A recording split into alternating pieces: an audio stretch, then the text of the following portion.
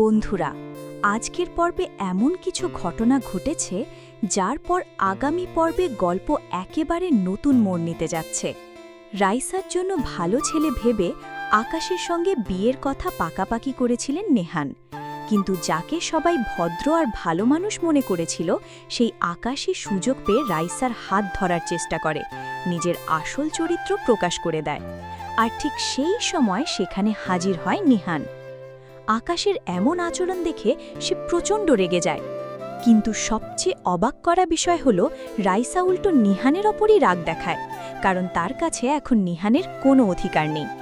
সে মনে করে যখন সবাই তাকে অপমান করছিল তখন নিহান তাকে রক্ষা করতে পারেনি, তাই আজ তার ব্যক্তিগত জীবনে হস্তক্ষেপ করারও কোনো অধিকার নেই। এদিকে নিহান এখন বড় এক সত্য জেনে গেছে। তার বাবা মা যে রাইসার মায়ের লটারির ৫০ লক্ষ টাকা আত্মসাৎ করে আজকের এই সাম্রাজ্য গড়েছেন, সেই সত্য তার সামনে পরিষ্কার হয়ে গেছে।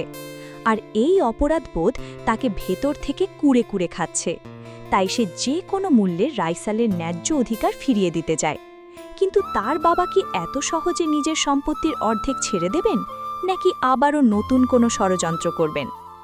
অন্যদিকে শ্রাবণীও নিশ্চুপ বসে থাকার মেয়ে নয়। সে যখন জানতে পারবে যে রাইসার বিয়ে ঠিক হয়ে গেছে, তখন কি সে খুশি হবে, নাকি আবারও রাইসার জীবন নষ্ট করার জন্য নতুন কোনো পরিকল্পনা করবে? আর আকাশের আসল চরিত্র কি এখানেই সবার সামনে প্রকাশ পাবে, নাকি সে আবারও ভালো মানুষের মুখোশ পরে সবাইকে ধোঁকা দেবে? রাইসা কি বুঝতে পারবে যে আকাশ তাকে সম্মান করার মানুষ নয়? সবচেয়ে বড় প্রশ্ন, নিহান কি এবার নিজের ভালোবাসার কথা রাইসাকে খুলে বলবে, নাকি অনেক দেরি হয়ে যাবে আর রাইসার বিয়ের আয়োজন শেষ পর্যন্ত এগিয়ে যাবে?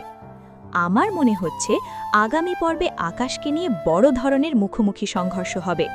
একই সঙ্গে নিহানের বাবা যে অন্যায় করেছেন সেই সত্য আরও অনেকের সামনে চলে আসতে পারে। আর যদি তা হয়, তাহলে এই কোটিপতি পরিবারের ভিত নড়ে যেতে বেশি সময় লাগবে না। এখন দেখার বিষয়, রাইসা কি আকাশকে বিয়ে করবে, নাকি আকাশের আসল রূপ জেনে সেই সম্পর্ক ভেঙে দেবে?